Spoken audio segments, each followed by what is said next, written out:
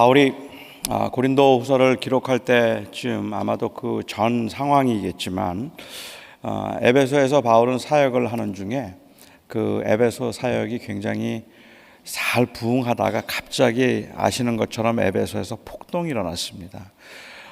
그 당시에 사람들이 폭동을 일으켰던 이유는 기독교가 너무 흥왕함으로 인해서 특별히 에베소에는 아데미라고 하는 그 여신상이 아주 유명한 여신상이 있었는데 그 여신상이 상당한 관광 수입을 주었어요. 그리고 많은 사람들이 그곳에 와서 이 사실은 그 은장색들 특별히 그런 기념품을 만드는 것도 굉장히 성행하고 있었는데 기독교가 들어가서 바울이 복음을 전함으로 말미암아서 그곳에 있던 사람들이 그 수입에 상당한 영향을 주게 되었고 그런 지장을 주니까 사람들이 폭동을 일으켰던 것 같아요. 그래서 이제 바울이 결국은 왕성하게 사역을 하다가 그런 떠날 마음이 있기는 했지만 에베소를 떠나게 됩니다. 그런데 그 에베소에서 폭동이 일어나서 한참 막 교회가 2년 반 3년 동안 잘 부흥하던 교회가 어려움을 겪게 되고 교인들이 흩어지게 되는 그즈음에 바울이 우리가 아는 것처럼 고린도 교회에서 받은 편지의 내용은 고린도 교회에 분쟁이 있다. 그리고 고린도 교회가 굉장히 어렵다는 이야기를 들었습니다. 그러니까 에베소도 교회가 어렵다는 이야기를, 교회가 지금 어려운 걸 보고 있고, 그리고 이 고린도 교회가 어렵다는 이야기를 들으면서 그러면서 바울은 에베소를 떠나서 이제 소아시아 지방에서 나와서 이 드로아 지방으로 간 것 같아요. 이 드로아라고 하면 드로아를 건너면 바로 마게도냐에서 조금 내려오면 고린도가 됩니다. 그러니까 바울은 고린도를 갈 마음이 있었죠. 우리 고린도후서 1장에서 좀 살펴본 것처럼 고린도를 감이 있었는데 드로아까지만 온 것 같아요. 근데 드로아에 왔을 때 바울의 마음은 얼마나 복잡했는지, 에베소 그가 두고 온 교회가 어려웠고 교인들이 흩어지기 시작했고 핍박 때문에 고린도 교회가 분쟁으로 인해서 갈라지게 생긴 그러한 상황에서 마음이 보통 복잡한 게 아니었을 거라고 생각합니다. 그런 상황에서 바울이 드로아에 도착했을 때 하나님의 은혜 가운데서 그 드로아에서도 복음의 문이 열렸습니다. 그리고 그가 복음을 전할 수 있었고 많은 사람들이 복음을 듣는 일이 있었는데, 오늘 본문 가운데 보면 장로님이 읽어주신 본문 이 12절을 보시면요, 내가 그리스도의 복음을 위하여 드로아에 이름에 주 안에서 문이 내게 열렸으되 내 형제 디도를 만나지 못하므로 내 심령이 편치 못하여 그들을 작별하고 마게도냐로 갔노라 라고 이야기합니다. 그러니까는 그가 드로아에 있을 때 복음의 문이 열려서 그곳에서도 사역을 할 수 있었는데 그곳에서 하시는 사역을 하지를 못했던 것 같아요. 그리고는 그가 오래 있지를 못하고 디도를 만나지 못했기 때문에 내 마음이 편하지 못했다고 얘기를 했는데, 이 디도가 누구입니까? 디도는 바울이 고린도 교회에 문제가 있다는 이야기를 듣고 고린도 교인들을 엄하게 책망하면서 그 바울에게 그 letter of sorrow, 우리가 지난번에 보았죠, 슬픔의 편지, 고린도 교인들 회개하지 않으면 안 된다는 그러한 강력한 편지, 그 편지를 그들에게 보내고 난 다음에 디도 편에 보냈거든요. 이제 디도가 그 답을 가지고 와야 되는 거예요. 그런데 디도가 아직 도착하지 않았기 때문에 바울의 입장에서는 고린도 교인들이 이 편지를 받고 회개했을까? 아니면 고린도 교인들이 그 편지를 받고 화가 나서 혹시라도 더 악화된 것은 아닐까? 이런 생각들이 그를 굉장히 복잡하게 만들었다는 말입니다. 그런 복잡하게 만든 상황에서 디도를 만나야 고린도 교회가 좀 편안한지 들을 텐데 디도를 만나지 못한 상황이기 때문에 바울은 그래서 마음이 편하지가 못했던 거죠. 결국은 드로아의 복음의 문이 열렸지만 그럼에도 불구하고 그가 복음을 전하지 못하고 그는 오히려 마게도냐 지방으로 빌립보 근처로 갔겠죠. 디도를 만나기 위해서입니다. 왜 디도가 오지 않을까? 혹시 디도가 지금 고린도에서 떠나서 마게도냐까지 오지는 않았을까 해서 마게도냐까지 디도를 만나기 위해서 더 가까이 왔다고 이야기를 합니다. 아마도 빌립보에 있을 때 디도를 만났을 것이라고 많은 사람들은 짐작을 하는데, 그리고 디도가 가지고 온 소식이 기쁜 소식이었습니다. 저는 이 글을 읽으면서 바울의 인간적인 면을 좀 생각해 볼 수 있었던 것 같아요. 사실 드로아에서 복음을 전할 수 있는 기회가 있었습니다. 바울은 이제 이 끝에 3차 전대여행을 마치고 예루살렘으로 가는 길에 드로아에 잠깐 다시 들르게 됩니다.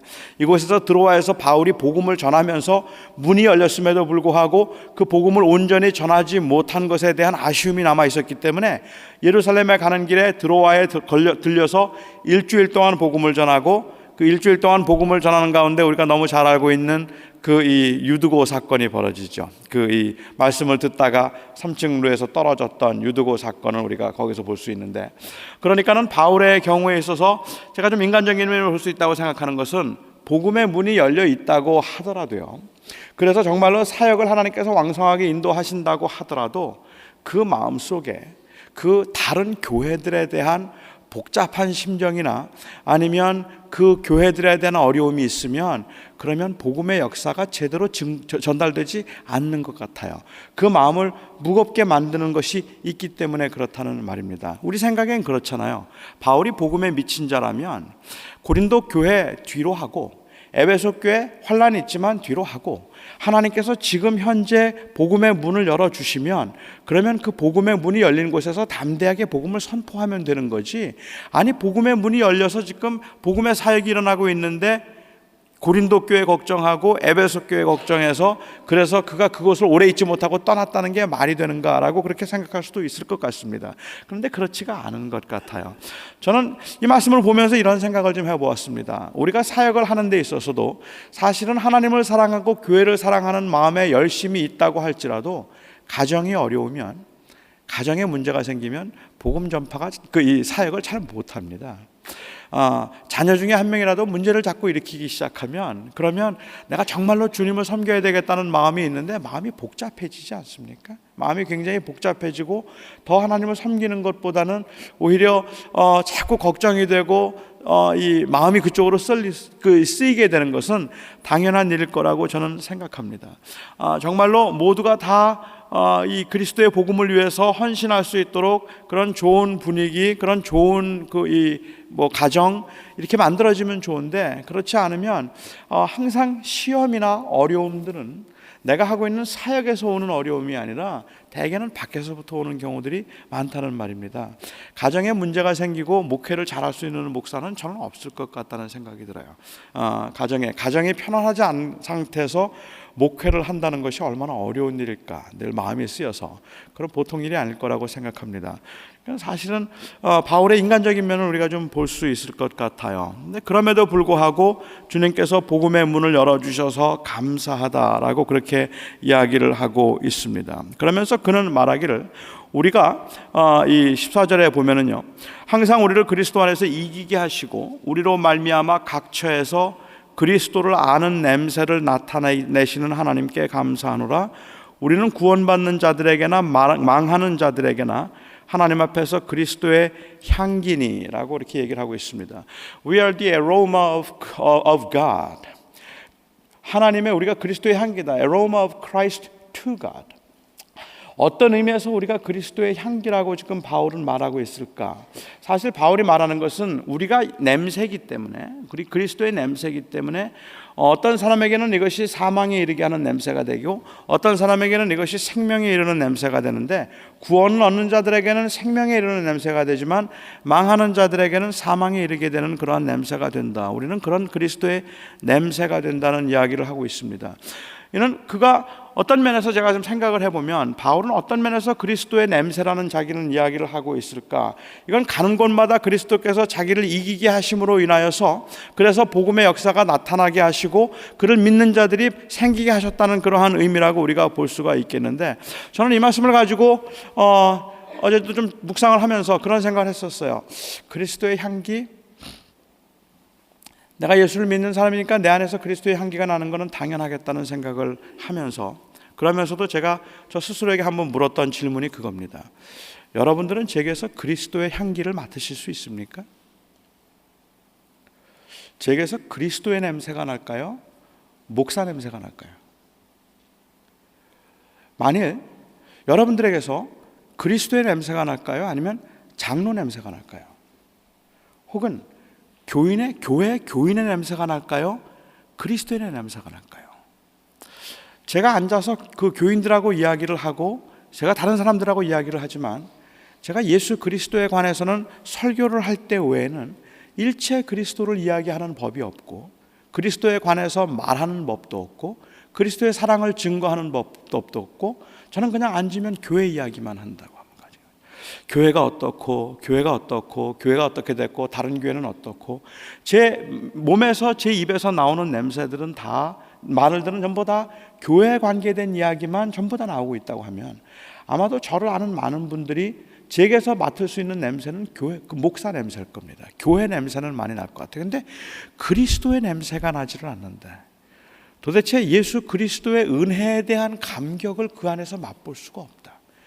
주님을 정말로 사랑하고 그리고 내가 주를 위해서 헌신된 자로 복음에 대한 역사와 복음의 은혜가 우리에게 어떻게 임했는가 하는 것들에 관해서는 우리가 별로 이야기를 하지 않는다. 그리고 이야기를 하지 않더라도 그 은혜가 내게 깊이 내가 그 은혜에 잠겨 있어서 굳이 그거를 자꾸만 드러내어서 말을 하지 않더라도 그 냄새라는 것이 거기서 섞여서 나와야 되는데 어느 때는 그래서 목사니까 목사의 냄새가 날 수밖에 없지 않습니까?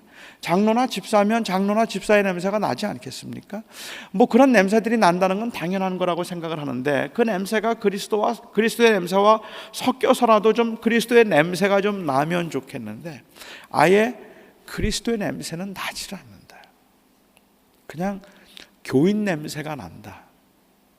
이쯤 되면 저는 사도 바울이 말하고 있는 그 말씀의 의미를 잘 모르는 거라고 저는 생각합니다. 오늘 우리 교회가 가지고 있는 심각한 문제 중에 하나가 너무 많은 사람들이 교회 냄새를 맡고 교회 욕을 하고 있다는 거예요. 그리스도 냄새를 맡고 그리스도를 욕하고 있는 게 아닙니다. 예수 그리스도의 냄새를 역겨워하고 있는 것이 아니라 너무 지나친 교회 냄새를 역겨워하고 있어요. 사람에게서 나오고 있는 그러한 그 냄새가 어느 때는 너무 인간적이고 너무 세상적이고 너무 세속적인 것 같아서 차라리 그냥 기업에서 나는 냄새 같으면 아니면 어떤 그 비즈니스에서 나는 냄새 같으면 사람들은 그거를 기대하니까 또 그런 줄 알 거예요. 그런 냄새 나겠지라고 생각하는데 이상하게 교회에서 자꾸만 이 비즈니스 냄새가 나요. 자꾸 교회에서 냄새를 맡다 보면 이상하게 자꾸 교회에서 나는 냄새들이 너무 세상 기관에서 나는 거하고 똑같은 냄새들이 자꾸만 나요. 그리스도의 냄새가 나지를 않아요. 이것 때문에 사람들이 많이 힘들어하는 것이고 그것 때문에 혼란스러워하는 것이라면 정말로 오늘날 우리 교회가 그 교회를 가지고 교회가 성공할 것이냐 아니면 흥할 것이냐 부흥할 것이냐 말 것이냐 성장할 것이냐 성장하지 않을 것이냐 하는 그러한 문제를 가지고 세상 사람들에게 그것을 가지고 이야기를 하면 이 냄새는 생명으로 이르게 하는 것도 아니고 사망으로 이르게 하는 것도 아니에요. 그 냄새는 별로 의미가 없다는 말입니다. 정말로 제가 살아가면서 저의 삶 때문에 누군가가 사망에서 생명으로 옮겨질 수 있다면 믿지 않는 사람들의 경우라고 할지라도 아주 분명하게 그 내용을 복음의 내용을 알아서 나는 미안합니다. 정말로 나는 그런 복음은 싫습니다. 저는 나 스스로 하나님을 나의 주인으로 인정하기보다는 내 인생은 내가 책임질 겁니다라고 그렇게 스스로 결정을 해서 그래서 그 냄새가 사망에 이르게 하는 냄새가 되었다고 할지라도 저는 그런 냄새가 나면 좋겠다는 말입니다. 정말로 예수의 냄새라는 것은 무슨 냄새를 의미하는 걸까? 이 세상에 살면서 그동안은 내가 내 인생의 주인인 것처럼 살았습니다. 저는 지금까지 내 인생의 주인이 나인 줄 알고 나 개인의 행복만을 위해서 살았습니다. 그런데 이제는 내 인생의 주인이 내가 아니라 그리스도라고 고백을 합니다. 예수 그리스도가 나의 주님이 되셔서 이제는 저는 주님이 기뻐하시는 일을 할 것이고 주님이 인정하시면 그것이 곧 행복이라고 저는 생각하며 살겠습니다. 저는 그렇게 살고 있습니다 하는 그 냄새가 사람들에게서 나야 한다는 말입니다. 우리는 어느 때는 예수를 믿으면 구원을 받는다는 이야기를 하고 그 복음에 관한 이야기를 하지만 그 냄새가 말로는 그렇게 우리가 이야기를 하는데 그것이 냄새로 나지 않는다는 것이 또한 우리가 가질 수 있는 문제라고 생각합니다. 저는 오늘 그래서 그냥 그리스도의 냄새를 이야기할 때 여러분들이 얼마나 자주 그리스도에 관해서 이야기를 합니까? 라는 그러한 의미를 말하는 건 아니라고 저는 생각해요. 왜냐하면 이 사도 바울이 바울이 그런 의도로 말했을까 하는 것에 대해서는 좀 더 생각을 해봐야 되겠지만 사도 바울이 왜 그리스도를 아는 냄새라는 그 아로마라는 말을 썼을까? 이 fragrance, 아로마라고 하는 이 말을, 그 향기라는 말을 쓴 것은 사실은 그 향기는 그냥 겉으로 붙어 있는 레이블이 아니기 때문에 그렇습니다.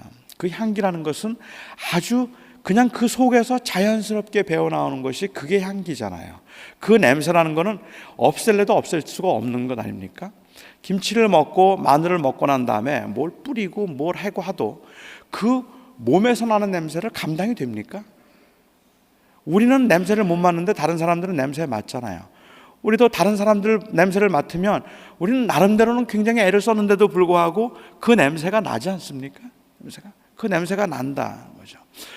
그런 냄새들이 이 사람의 몸에서 나오도록 나오는 겁니다. 그가 무엇을 섭취했는가에 따라서, 그가 어떻게 살았는가에 따라서 그 냄새가 나오는데, 바울이 지금 여기할 때 우리가 그리스도의 향기라 우리가 믿음으로 인하여서 하나님께서 우리로 하여금 항상 이기게 하심을 인하여서 감사한다라고 그렇게 이야기를 할 때,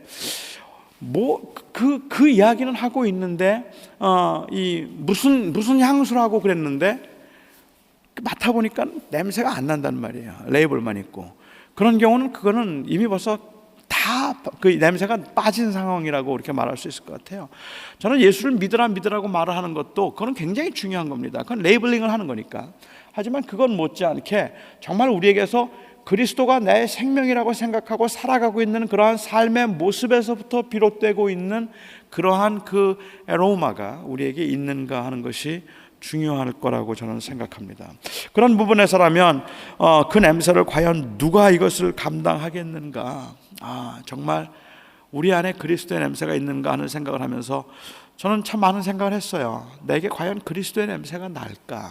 정말 그리스도를 생명으로 생각하고 예수 그리스도를 나의 주인으로 생각하고 살아가는, 그래서 이 노 목사가 예수 그리스도를 주라고 생각하고 생명으로 생각하고 정말 주님만 사랑하는 사람입니다라는 그러한 이미지가, 아니면 그러한 냄새가 과연 교인들에겐 날까라고 생각하면 어쩌면 그 냄새보다 교인들이 제게서 맡을 수 있는 냄새는 목사 냄새가 더 강할지도 모르겠다는 생각을 했습니다.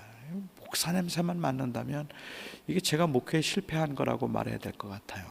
저는 우리 교회 리더십들에게서도, 특별히 장로님들의 경우에 있어서도 장로님에게서 그리스도의 냄새가 좀 풍겼어야 된다고 생각합니다. 목사에게도 그 냄새가 풍겨야 되고, 그래서 교인들이 처음 교회 나오는 사람도 교회에서 냄새가 좀 다르다, 무슨 냄새가 좀 다른 것 같다, 이게 무슨 냄새냐, 이게 그리스도의 냄새다, 이게 무슨 냄새일까 하는 것을, 그 냄새를 좀 느낄 수 있고 다른 냄새를 좀 맡을 수 있으면, 그러면 그 교회가 바로 그리스도를 존귀케 하는 교회가 될 거라고 생각합니다.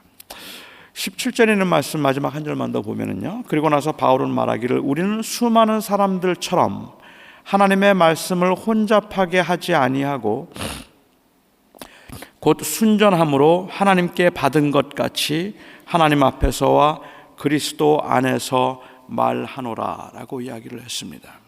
여기서 제가 한 두 가지만 좀 생각을 해보고 싶은 말이요, 그는 나는 이 말씀을 전할 때 하나님의 말씀을 받은 것 같이 내가 하나님의 말씀을 선포했다라고 그렇게 이야기를 하고 있습니다. 바울이 하나님의 말씀을 전하면서 나는 이 말씀을 하나님께 받은 것 같이 나는 이 하나님의 말씀을 선포했다라고 그렇게 이야기를 하면, 저는 오늘날 그 설교하는 사람들이 이 말씀을 잘못 이해한다고 저는 생각합니다.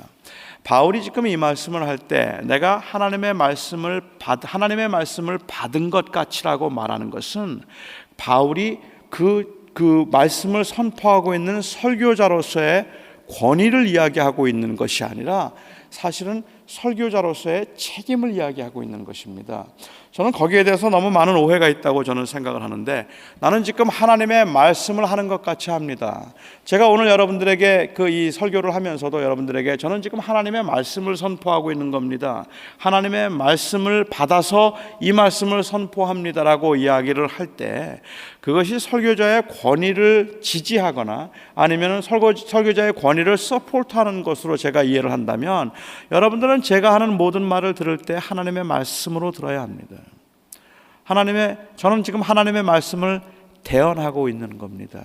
하나님의 말씀의 대언자로서 제가 말씀을 대언할 때 여러분들이 제가 전하고 있는 말씀에 대해서 이의를 제기하거나 아니면 그 말씀에 대해서 부당하게 생각을 하거나, 제가 전하고 있는 하나님의 말씀을 저는 전하고 있는데 이것을 목사의 말인 것처럼 생각해서 감히 하나님의 말씀을 전하고 있는데 졸거나,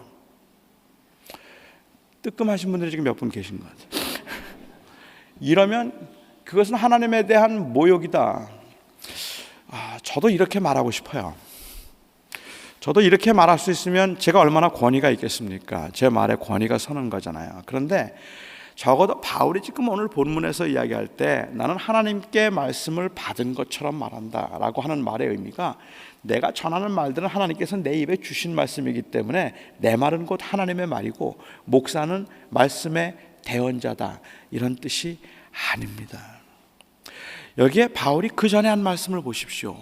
나는 우리는 수많은 사람들처럼 말씀을 혼잡하게 하지 아니하였고라고 이야기해요.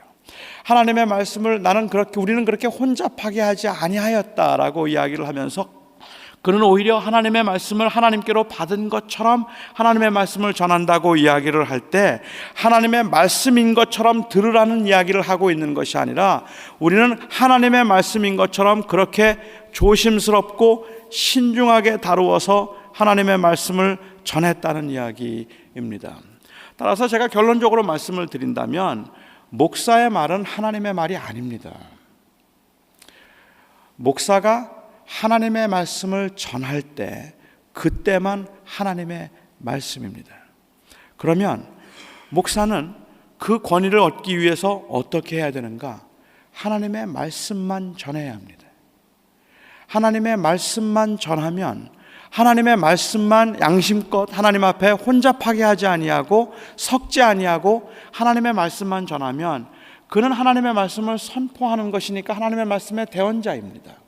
그러나 그 하나님의 말씀의 대언자가 되도록 만드는 그 권위는 말씀에서부터 오는 것이지 직분에서부터 오는 게 아니라는 말입니다.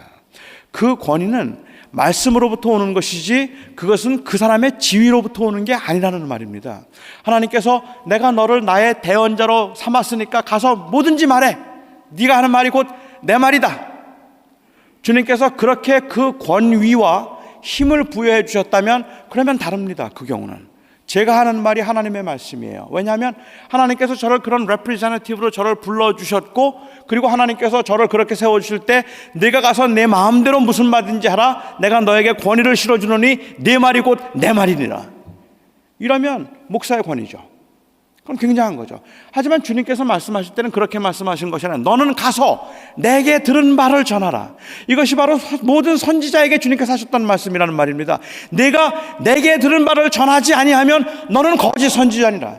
그게 주님이 하신 말씀이라는 말입니다. 그러니까 결국은 이 선지자의 권위는 어디서부터 왔는가 하면, 그리고 선지자의 그 제뉴와인니스는 어디서부터 오는가 하면, 그것은 그가 선지자라는 사실에서부터 오는 것이 아니라 그가 하나님의 말씀을 선포한다는 사실에서부터 온다는 말이에요.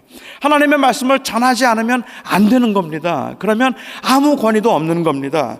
그야말로 말도 안 되는 이야기를 하면서 하나님에 대한 경외심이나 말씀에 대한 두려움이나 하나님의 말씀에 대한 그러한 신실함이나 진실함 없이 아무것도 아닌 말도 안 되는 이야기를 하면서 마치 자기를 신인 것처럼 이야기를 하면서, 그러면서 자기에게 말을 듣지 않는 자는 벌을 받을 것이고 하나님께서 벌을 받게 될 것이고 징계를 받을 것이랄 거라고 말을 하는 것은, 이것은 마치 하나님께서 전권을 그 대언자에게 주신 것처럼 생각하고 있는 커다란 오해입니다. 오늘 지금 바울은 내가 하나님의 말씀을 전하는 것처럼 한다, 하나님의 말씀을 받은 것처럼 그렇게 전한다고 얘기할 때, 바울이 그 말을 하는 것은 그 전에 있는 문맥과 살펴보면 바울이 이야기하는 것은 정말로 이 하나님의 말씀을 순전한 것으로 생각해서 순전하게 증거하기를 원한다는 그러한 고백입니다. 저는 목사도 그렇지만 교인들도 마찬가지라고 저는 생각합니다. 저는 교인들의 입장에서는 정말로 관심을 가져야 되는 것은 무엇인가 하면 하나님의 말씀이 무엇을 말하고 있는 거예요. 주님이 우리에게 무엇을 요구하고 계시는가, 주님께서 우리에게 무엇을 가르치고 계시는가, 주님이 기뻐하시는 교회는 어떤 교회인가, 주님께서 원하시는 그리스도인의 삶이라는 것은 도대체 어떤 것들인가, 이런 것들에 대해서 교인들이 조금 더 관심을 가지고 있어서 정말로 그 말씀이 그러한가 하는 것을 가지고 깊이 고민할 수 있어야 되고, 그래서 목사나 아니면 교인들이나 모두가 다 그 하나님의 말씀 앞에 순종하겠다는 그러한 그 의지를 가지고 그렇게 하나님의 말씀을 조심스럽게 진지하게 그렇게 다루어야 되지 않느냐는 말입니다. 그런데 오늘날 교회가 가지고 있는 심각한 문제는, 제가 지난번에 볼티모어에 그 특강을 갔을 때도 이 하나님의 말씀, 성경에 대해서 제가 한 1시간 정도 강의를 하면서 정말 공감하기도 했고 같이 울기도 했던 그러한 내용들이 바로 그겁니다. 오늘날 우리의 교회가 하나님의 말씀 중심의 교회, 말씀대로 살게 해 주시옵소서라고 하는 슬로건을 걸었는데 말씀이 없단 말이에요. 말씀이라는 슬로건을 걸고 하나님의 말씀대로 하는 교회입니다라고 이야기를 하는데, 누구의 말이냐고 물어보면 하나님의 말씀이라고 말할 만큼 하나님의 말씀에 대한 확신도 관심도 없다는 말입니다. 그러니까는 교회가 자칫 하나님의 말씀과 목사의 말이 거의 동일시되어 버릴 수 있다는 말이에요. 하나님의 말씀에 대해서 별로 관심을 갖지 않거나 그 말씀에 대해서 깊이 묵상하려는 마음이 없기 때문에 이 모든 것들을 사실은 목사에게 일임해 주었다는 말입니다. 그리고는 목사님 말이 하나님 말이죠. 나는 성경은 잘 모르겠고 그냥 설교만 하세요. 그러면 제가 그냥 듣겠습니다. 그게 하나님의 말씀인 줄 알겠죠. 얼마나 편한지 몰라요. 그렇게만 생각해 주신다면, 그렇게 생각해 주고 편한다면 그 다음엔 제가 적당히 저에게 편리하도록 이야기를 해도 여러분들은 다 따라오실 겁니다. 그리고 교회는 주님의 교회가 아니라 엉뚱하게도 사람의 교회가 된다는 말입니다. 저는 여기에 계신 여러분들이 하나님의 말씀에 대해서 정말로 진지할 수 있기를 바랍니다. 그 말씀을 알고 싶은 열망이 여러분들에게 있기를 바라고, 그 말씀을 순종하고 해야겠다는 그러한 간절한 열망이 여러분들에게 있기를 바랍니다. 하나님의 말씀을 묵상하시고 정말로 그 말씀이 그러한가 생각해 보시고, 하나님의 말씀은 도대체 나에게 무엇을 요구하는가를 생각해 보시고, 그러한 진지한 고민이 여러분들에게 있기 때문에 제가 여러분들에게 설교를 할 때마다 그 설교를 경청하면서 정말로 그것이 그 뜻이었는가, 정말로 그 말씀인가 라고 하는 것을 여러분들의 마음속에서 깊이 사겨봄으로 말씀을 따라 살겠다는 그러한 열망이 우리 안에서 계속해서 지속될 수 있을 때 그 교회가 건강한 교회라고 생각합니다. 수많은 사람들이 말씀을 혼잡하게 하였다라고 이야기합니다. 수많은 사람들이. 여기에는 목사만이 책임이 있는 것이 아니라 모든 교인들의 책임이 있을 거라고 저는 생각합니다. 저는 그래서 제가 여러분들 앞에 하나님께 말씀을 받은 것처럼 하라는 말을 제가 이해하기에는, 너는 지금 하나님의 말씀을 선포하는 거니까 담대하게 하나님의 말씀을 선포하고 모든 교인들로 하여금 내 말을 잘 듣도록 하라고 하는 그러한 말씀으로 보는 것이 아니라, 제가 여러분들에게 하는 한마디의 설교를 하기 위해서도 제 안에 그 말씀에 대한 확신이 있어야 되고, 그 말씀이 정말로 그러한가 하는 것을 주님 앞에서 양심껏 살펴보아야 되고, 하나님의 말씀을 제가 전하고 있다는 그러한 심정으로 제가 하나님 앞에 책임을 느끼지 않는다면, 그렇다면 제가 하나님의 말씀의 사역을 온전히 감당하지 못하고 있는 것이 저의 문제일 것이고, 여러분들의 경우도 그 하나님의 말씀을 저의 말이라서가 아니라, 저의 말이라 들을 게 없다든지, 저의 말이라 무조건 들으면 되겠다든지 그런 것이 아니라, 저는 여러분들이 설교를 들으면서 그 설교 가운데 하나님의 말씀을 들으실 수 있기를 바랍니다. 하나님의 음성을 들으실 수 있기를 바랍니다. 그리고 하나님의 말씀을 들을 때 저는 여러분들이 진지할 수 있기를 바랍니다. 정말로 그 말씀에 여러분들의 삶을 걸어야 하는 겁니다. 여러분들의 인생을 걸어야 하는 겁니다. 우리 안에서 그리스도의 냄새가 나와야 합니다. 예수의 냄새가 우리 안에서 나지 않는다면 우리는 주님을 영화롭게 하는 것이 아니라 우리를 영화롭게 하는 겁니다라고 제가 그렇게 말씀했는데, 여러분들이 정말로 그 말씀이 이 말씀에 의도하는 바라고 믿어지신다면, 그렇다면 여러분들은 그 말씀을 진지하게 생각해야 된다는 말입니다. 우리는 하나님의 말씀 중심이라고 이야기를 하면서도, 말씀 따라 산다고 이야기를 하면서도 그 말씀에 대해서 우리가 그렇게 큰 무게를 두지 않고 살아가는 것이, 하나님의 말씀은 그렇게 말하지만 사람이라서, 인간이라서 어쩔 수 없어서라는 말로 그렇게 합리화를 시키는 것도 심각한 문제인데, 그것보다 훨씬 더 심각한 문제는 하나님의 말씀 자체에 아예 관심이 없는 경우일 거라고 생각합니다. 그리고는 우리가 그리스도의 향기를 드러낼 수 없을 겁니다. 여러분, 목회자들을 위해서 기도하시고 교회들을 위해서 기도하시고 지역사회에 있는 모든 교회들을 위해서 기도하실 때에도 우리가 기도해야 되는 것은 한길교회가 이 LA 지역에서 소문난 교회가 되게 해 주시옵소서가 아니라, 우리가 기도해야 되는 것은 교회들을 통하여 그리스도의 향기가 나타나게 하시옵소서. 그리스도의 이름이 높아지게 하시옵소서.